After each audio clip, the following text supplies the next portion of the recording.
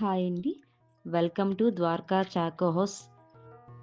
ఈరోజు వీడియోలో మనం డ్రై ఫ్రూట్ చాక్లెట్స్ ఎలా తయారు చేసుకోవాలో చూద్దాం.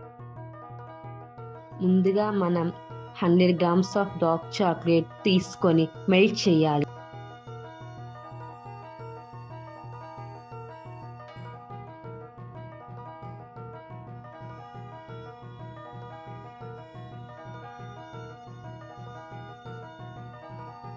ఇలా మెల్ట్ చేసిన చాక్లెట్లో జీడిపప్పు, బాదం పప్పును వేసి బాగా కలపాలి.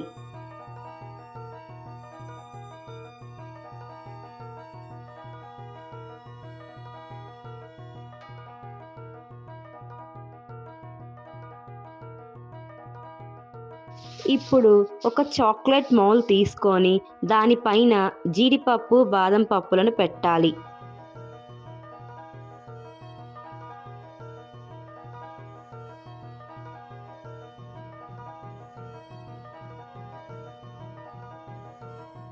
తర్వాత మనం తీసుకున్న చాక్లెట్ని మౌల్డ్స్లో పోయాలి.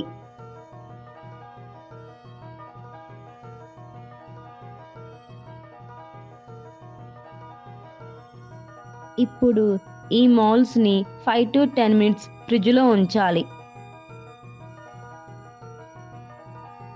Healthy and tasty dry fruit chocolates are ready.